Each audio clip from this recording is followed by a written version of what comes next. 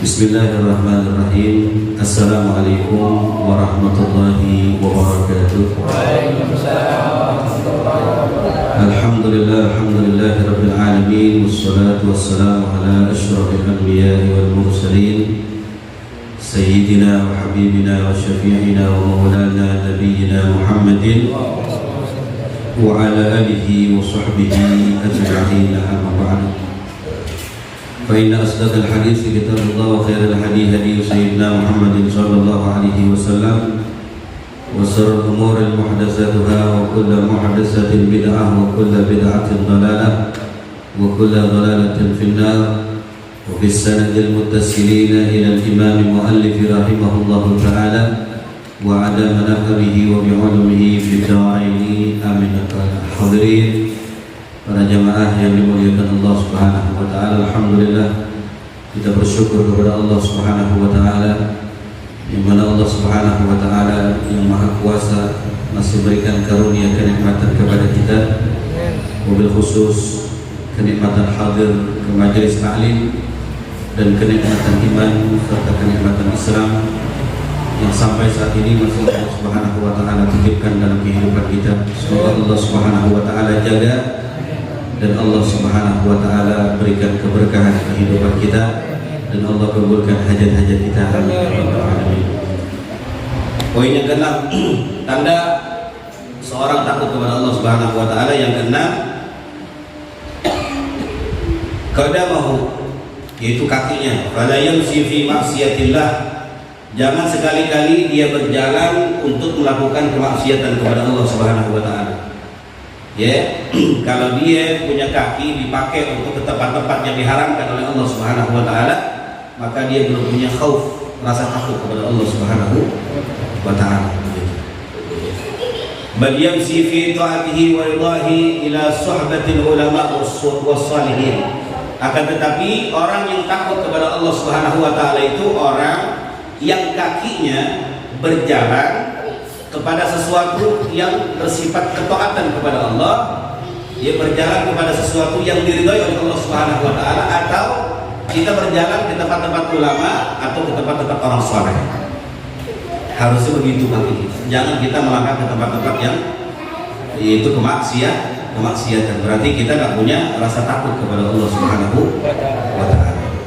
Wasabi, dan yang ketujuh, ta'atuhu fayaj'alu ta'atuhu khalisatan liwajhillahi ta'ala. Taati. Kalau orang takut kepada Allah Subhanahu wa taala itu, ketaatan dia yang dia lakukan kepada Allah Subhanahu wa taala khalisatan liwajhillah, ikhlas semata-mata hanya untuk dipandang oleh Allah Subhanahu wa taala. Saya salat pengen dipandang sama Allah. Saya salawat pengen dipandang sama Nabi Muhammad. Enggak ada urusan orang pengen memandang saya, enggak mandang saya, enggak ada urusan. Orang mau hina saya, mau puji saya, nggak penting buat saya. Yang penting adalah liwajhillah, yaitu pandangan Allah Subhanahu. Saya sedekah, saya sambung yatim liwajhillah. Tapi boleh kita kasih contoh kepada orang lain, boleh, nggak apa-apa. Ya, yang penting kan gimana keadaan hati kita, begitu. Ya, semata-mata sedekah kita, puasa kita, sholat kita liwajhillah, itu hanya berharap pandangan Allah Subhanahu wa taala. Jadi kalau kita melakukan ketaatan kepada Allah Subhanahu wa taala Yang kita harapkan itu hanya pandangan Allah Subhanahu wa taala, nanti bakal kuat mental kita.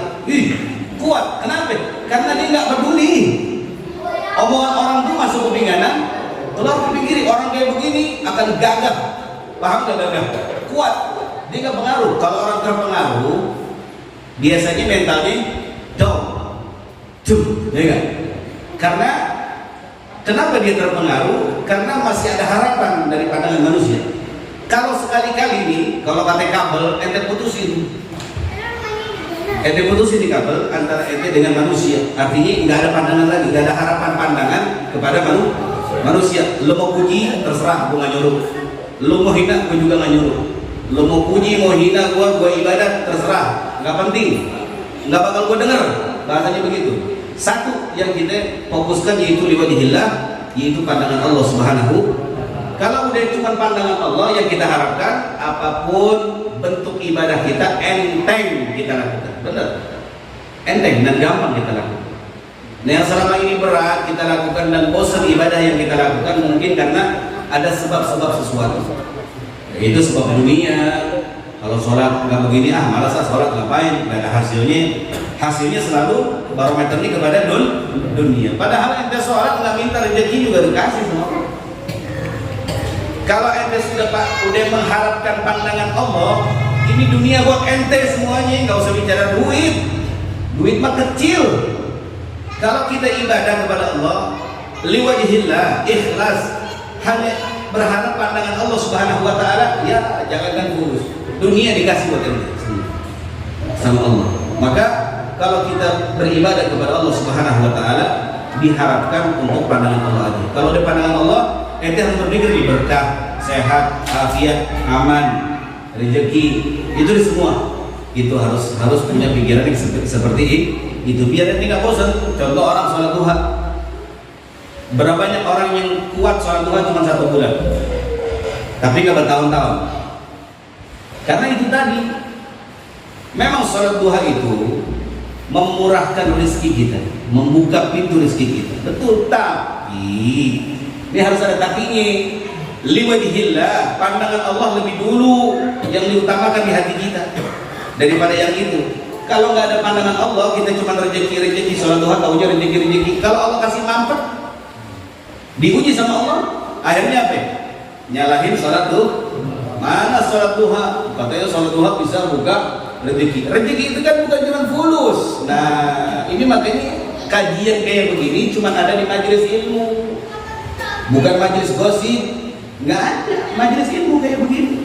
Rezeki itu nggak cuma duit, napas kita, mata kita masih bisa menentang istri dan anak-anak kita, masih bisa menentang orang tua kita, mulut kita masih bisa berbicara dengan bicara yang baik, jantung kita masih bisa bergerak, kaki kita masih bisa melangkah. Itu rezeki dari Allah yang lebih mahal daripada uang, saudara, rupiah.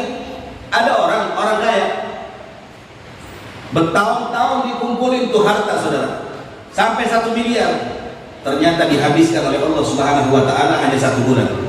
Penyakit kanker luar biasa yang nggak bisa diobatin kecuali di Singapura. Di Singapura beda sama Indonesia, bos. 1 kamar sehari ini berapa duit? Itu 1 M habis dalam 1 bulan. Ngumpulinnya berpuluh-puluh tahun, saudara. Betul nggak?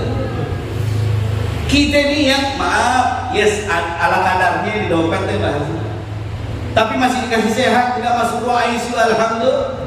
Itu rezeki dari Allah. Jangan menafikan, jangan dihilangin rezeki Allah, jangan dihilangin, jangan. Nggak boleh kufur itu. Ya, kalau rezeki itu selalu kalau meternya duit, ya ente kalau nggak punya duit nyalain Allah ente. Bener habis. Kalau ente udah nyalain Allah, maaf, laknat turun. Hidup ente makin susah. Jangan punya pikiran kayak begitu. Rezeki itu banyak, napas rezeki dari Allah. Iman kita Islam ini rezeki dari Allah. Inna min na'imid dunya yakfika islamu ni'matun, kata Sayyidina Ali. Cukuplah bagimu kenikmatan yang diberikan oleh Allah Subhanahu wa taala berupa agama Islam. Itu cukup buat kita. Bukan agama melarang kita jadi orang kaya, enggak. Dulu pengen punya Ferrari kayak Habib Bahar, boleh nggak? Boleh dulu, nggak dilarang. Boleh nggak? Boleh. tapi dari cara-cara yang dihalalkan oleh Allah Subhanahu wa taala.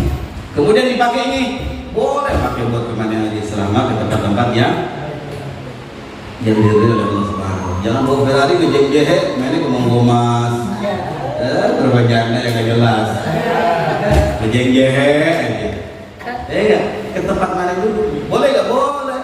Si Asep pengen punya rumah Pakistan asal aja, dilarang gak sama agama?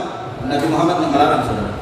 Selama ente hasilkan dengan cara yang halal dan ente gunakan untuk sesuatu ibadah kepada Allah Subhanahu wa taala dan tidak menghalangi ibadah kita kepada Allah.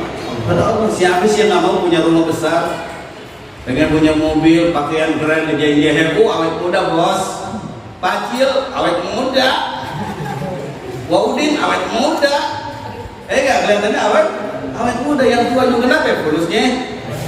Coba deh kalau orang-orang tajir, perawatannya bagus gak? Duitnya banyak bos. Itu umur 60 tahun aja, itu kayak ABG, betul gak? Kenapa? Perawatan pakai duit gak? Pakai duit. Cakep deh. Enak aja begitu. Kalau orang tajir enak aja. Jadi boleh, ya Allah kasih saya kaya. Gitu, ya Allah kasih saya kaya. Yang kekayaan itu tidak memberatkan hamba untuk ibadah kepadamu. Itu bukan begitu. Jangan kita basa-basi sama Allah. Kalau kata Allah, basa-basi gue tahu mau Allah apa. Gak usah basa-basi kita. Ya Allah pengen rumah, ya Allah begitu. Tapi rumah yang kau berikan jangan mahali saya untuk ibadah kepadamu. Tuh. Ya Allah kasih mobil, ya Allah. Minta to the point aja sama Allah. Jangan pakai ngiter-ngiter dulu, kan ada tuh orang ngiter-ngiter basa-basi. Jangan to the point sama Allah. Allah maha baik buat kita. Allah baik. Kitanya aja kadang-kadang jahat sama Allah. Karena kita banyak suuzon begini akhirnya sebentaran kita ibadah kepada Allah Subhanahu wa taala. Begitu. Wallahu a'lam.